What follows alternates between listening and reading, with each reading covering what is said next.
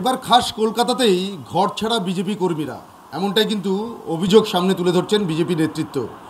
বেলেঘাটা থেকে শুরু করে মানিকতলা, ফুলবাগান সহ আরও বেশ কিছু এলাকার বিজেপি কর্মী সমর্থক বা বিজেপির যারা পোলিং এজেন্ট ছিলেন, ভোট পর্ব মিটতেই তাদের উপরে চড়াও হয়ে মারধর করা, এমনকি তাদের বাড়িতে হামলা চালানোর মতন ঘটনা ঘটছে, এমনও অভিযোগ সামনে উঠে আসছে। এবং যে ছবি আমরা এই মুহূর্তে দেখতে পাচ্ছি, বিজেপির বেশ কিছু মহিলা কর্মী এবং মহিলা বুথ এজেন্ট বা পোলিং এজেন্ট হিসেবে যারা শনিবার বুথে বসেছিলেন, তারা কিন্তু আতঙ্কগ্রস্ত অবস্থায় রয়েছেন এবং নিজেদের ঘরবাড়ি ছেড়ে তারা বিজেপির একটি পার্টি অফিসে এসে সপরিবারে তারা আশ্রয় নিয়েছেন। সরাসরি তাদের সঙ্গে একটু কথা বলবো। আপনি কোন এলাকার থেকে? আমি বেলেঘাটা। কি হয়েছে গতকাল? আপনি এই পার্টি অফিসে এসে আছেন কেন? কালকে বেলেঘাটায় 175 নম্বর বুথের এজেন্ট ছিলাম। আমি বসার পরে যখন ভোট হয়ে যায়, ভোটে বেরানোর পরে কম করে 200 জন তৃণমূল বাহিনীরা সব ঘিরে ধরেছিল। কোনো রকম সেখান থেকে প্রাণ বাঁচিয়ে এসেছি। আসার পরে এইখানে এসে আশ্রয় নিয়েছি, এই পার্টি অফিসে আশ্রয় নেওয়ার পরে আমার কাছে 2-3 ঘন্টা পর খবর আসে, ঘরে আমার 2টো মেয়ে ছিল, তাদেরকে বার করে মানে ঘরে ভাঙচুর পুরো করে দিয়েছে, মানে ঘর পুরো ভেঙে গুড়িয়ে দিয়েছে। কারা করেছে? এটা তৃণমূল বাহিনীর গুন্ডা। আর আমাদের বেলেঘাটে যে কাউন্সিলর আছে আশুতোষ দাস, তারই নেতৃত্বে এটা হয়েছে। তো আপনি এখন কি এখানে এসেই গতকাল রাতে এখানেই ছিলেন? হ্যাঁ, গতকাল রাতে এখানেই ছিলাম। আর আপনার পরিবারের বাকি সদস্যরা? বাকি সদস্যরা আছে, সবাই আছে, এদিক ওদিক করে রয়েছে। আমার একটা ছোট ছেলেও আছে, সেও এদিক ওদিক করে রয়েছে। থানায় কোনো অভিযোগ জানিয়েছেন? হ্যাঁ, থানায় অভিযোগ জানিয়েছি, কিন্তু তারা কোনো কিছু এখন রেসপন্স করেনি। বুঝতে পারছি না কি করছে তারা এখন। মানে কতটা ভয় লাগছে, মানে কি পরিস্থিতি, যে পরিস্থিতির মুখোমুখি হলেন? পরিস্থিতির মুখোমুখি হলে ভয় তো লাগবে। বলুন, নিজে পার্টি করেছি, নিজে ঠিক আছে, কিন্তু ছেলে মেয়ে, ছোট ছোট ছেলে মেয়ে রয়েছে, তারা কি করবে এখন? কোথায় রাস্তায় রাস্তায় ঘুরে বেড়াবে? ঘরধরের এই অবস্থা। এবং যদি বাড়িতেও যাই, তাতেও তো এরা যে মেরে বের করে দেবে না, তার কোনো মানে গ্যারেন্টি নেই। মানে জীবন হাতে নিয়ে এখন থাকতে হবে। পাশেই আরও একজন বিজেপি কর্মী রয়েছেন, তার সঙ্গে একটু কথা বলবো। আপনিও কি পোলিং এজেন্ট ছিলেন? আমি পোলিং এজেন্ট ছিলাম নারকেলডাঙ্গা হাই স্কুলের 170 নম্বর বুথের। কি হলো তাহলে এই পার্টি অফিসে এসে এখন কেন আছেন আপনি? আমাকে প্রায় নারকেলডাঙ্গা স্কুল দিয়ে বেরোতেই দিচ্ছিল না। এই আশুতোষ দাসের নেতৃত্বে উনি মহিলা। প্রথমত আমি ওনাকে পুরুষ মনেই করি না, কি উনি পুরুষ মানুষের সঙ্গে না, উনি একটা মহিলার সঙ্গে 500 মহিলা নিয়ে এসেছে লাগার জন্য। আর আজকে আমার সঙ্গে প্রথম এটা করছে না, বহুদিন ধরে এটা করছে। বুথ থেকে বেরোনোর পর কি হলো? বুথ থেকে আমাকে যে হোক করে রেস্কিউ করে পুলিশ প্রশাসনের দ্বারাই আমি বুথ থেকে বেরিয়ে আমি সোজা এখানে চলে এসেছি।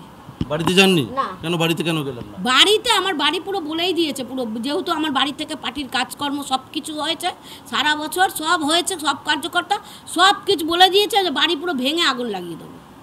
মানে তাহলে ভয়ে যাচ্ছেন না? হ্যাঁ, ভয়। কারণ একা মহিলা, আমার স্বামী নেই, আমার মা বাবা নেই, কেউ নেই। আমরা মা ছেলে থাকি, একা বুঝে মহিলা কি করব? একা আমি কি করে করবো, সামাল দেবো? 1-2 হয় আলাদা কথা, 500 মহিলা। উনি তো মহিলা বাহিনীকে আগিয়ে দিচ্ছে, উনি নিজে দাঁড়িয়ে লড়ছেন না। উনি একটা কাউন্সিলর, জানি না যে কোনো জায়গাকার আমি কাউন্সিলরকে এইভাবে দেখিনি লড়াই। আরও একজন বিজেপির মহিলা কর্মী রয়েছেন, তার সঙ্গে একটু কথা বলবো।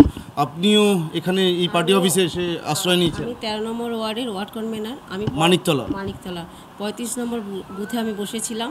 আমাকেও বুথে বসার জন্য অনেক হুমকা দেওয়া হয়েছে। বলেছে রাত্রিবেলা যদি ঘরে ছেলে নিয়ে থাকো তাহলে হয় ছেলে মার্ডার হবে, নালে তুমিই হবে, যে হোক সামলে থাকো। তারপরে আমার ছেলে পাশে রয়েছে, আমার ছেলে অটো চালায়, গাড়িটা থাকে রাস্তায়। বলেছে হয় তোমাদের না পাবো, গাড়ি ভাঙচুর করবো। এই হুমকি দিয়েছে কারা? তৃণমূলের লোকেরাই করেছে, কাউন্সিলরের ছেলেরা।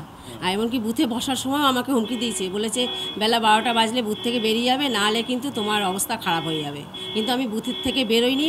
আমি সন্ধ্যে 6:30 অবধি বুথ কামড়ে আগলে পড়েছিলাম। দেখুন, বিজেপি করাটা তো অপরাধ না, পার্টি সবাই করতে পারে, তারাও তো তৃণমূল করছে, তাহলে তাদের যদি অপরাধ হচ্ছে না, আমাদের কেন অপরাধটা হবে? বুথ থেকে বেরোনোর পরে কি বাড়িতে ফিরে গিয়েছিলেন? বুথ থেকে বেরোনোর পর বাড়িতে ফিরে যাইনি, সোজা পার্টি অফিসে এসেছি। কেন বাড়িতে গেলেন না? বাড়িতে যদি হামলা হয়, আমার বয়স্ক মা বাবা আছে, আমার স্বামীর সঙ্গে আমি থাকি না, আমি ছেলে নিয়ে সেপারেট থাকি, যে বয়স্ক মা বাবার উপরে হামলা হতে পারে। তো এখানে তাহলে এই অবস্থায় আপনারা কতদিন থাকবেন? মানে এটা তো অনিশ্চিত।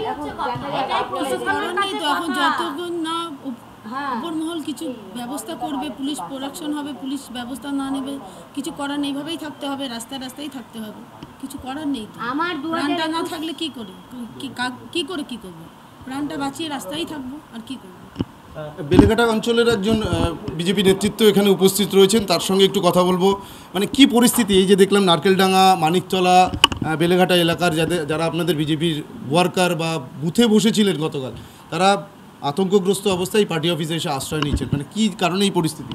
দেখুন, আমাদের বেলেঘাটা বিশেষ করে 34 আর 35 নম্বর ওয়ার্ডটা 2021 পোস্টপল হয়ে সবচেয়ে বেশি ক্ষতিগ্রস্ত আমাদের 34-35 হয়েছিল, যার জন্য এনা ঘর, আমাদের বাড়ি, এনা পার্টি অফিস আমার করা হয়েছিল, না দখল করেছিল। এনাদের ঘর বাড়ি তখনও ভাঙা হয়েছিল। আমার নিজের ঘর, আমি একটা মণ্ডল সভাপতি বেলেঘাটার, আমার ঘর বাড়ি ভেঙে পুড়িয়ে দেওয়া হয়েছিল সেই 2021 পোস্টপল হয়েছে। কালকে ওনার ঘরে যেরকমভাবে ভাঙচুর হয়েছে, আমি থানাকে ফোন করেছিলাম, ছোটোবাবু দেবাশিস অভিজিৎ দে, ওনাকে বললাম, উনি বললেন আমি লোক পাঠাচ্ছি, জানি না উনি কী করেছেন। ওনাদের কি উদ্ধার করে নিয়ে এসছেন আপনারাই না?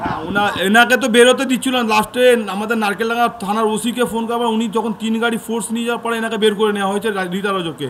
এনাকেও আবার বেলেঘাটা থানার ওসিকে বড়োবাবুকে ফোন করলাম, তারাই ব্যবস্থা করে দিল, বের করে নিয়ে এসছে। ওখান থেকে নিয়ে এসে আমরা ছিলাম নারকেলডাঙ্গা স্কুলের ওখানে, এতে সীমা শিশুর ওখানে নারকেলডাঙ্গা পোস্ট অফিস থেকে আমরা তারপর রেস্কিউ করে এনাদের এই জায়গাটা আনা হলো। তার 3 ঘন্টার পরেই এনার ঘর ভাঙচুর হলো, এমন ভেঙেছে, আপনার ঘরে যান দেখতে পারবেন কি অবস্থা। খাস কলকাতাতেই এই ধরনের পরিস্থিতির মুখোমুখি হতে হচ্ছে আপনাদের বিজেপির কর্মীদের, তাদের আতঙ্কে ঘর ছাড়া হয়ে থাকতে হচ্ছে, কি বলবেন? আর আপনারা খাস কলকাতায় অভিজিৎকে মার্ডার হতেও দেখেছেন, তার বুঝতে পারছেন খাস কলকাতাতে কী হতে পারে। আর বিশেষ করে 35 নম্বর ওয়ার্ড আর 34 নম্বর ওয়ার্ড আমাদের আতঙ্কে, একদম আতঙ্ক। এরমভাবে কোনো কর্মী থাকতে, প্রত্যেকটা কালে কর্মীকে মানে ধাক্কাধাক্কি, মারপিট, ঘরে গিয়ে হুমকি, এমনকি কৃষ্ণা দাস, আমরা ছোট সুরকন্যা বাড়িতে বসে, তাকে ফুলবাগানে মারা হয়েছে, তার ঘরে গিয়েও মারা হয়েছে রাত্রিবেলা। আপনার নাম? আমার নাম গিরিশ শুক্লা, বেলেঘাটা মণ্ডল 3-এর সভাপতি বিজেপি। আমরা কথা বললাম বিজেপির কর্মীদের সঙ্গে, তারা কিন্তু রীতিমতো আতঙ্কগ্রস্ত এবং সেই আতঙ্কের মধ্যেই তারা এই বিজেপির পার্টি অফিসে এসে আশ্রয় নিয়েছেন। এখানেই আপাতত তারা দিন কাটাচ্ছেন। কবে তারা নিজেদের বসত বাড়িতে ফিরে যেতে পারবেন তা নিয়ে কিন্তু একটা অনিশ্চয়তা ইতিমধ্যেই তৈরি হয়েছে। যদিও আমরা যেটা জানতে পারছি যে বিজেপির নেতৃত্ব তারা কিন্তু ইতিমধ্যেই এই পরিস্থিতি নিয়ে আলোচনা শুরু করেছেন। ক্যামেরা দীপঙ্কর জানার সঙ্গে সুপ্রিয় গুহ, TV9 বাংলা।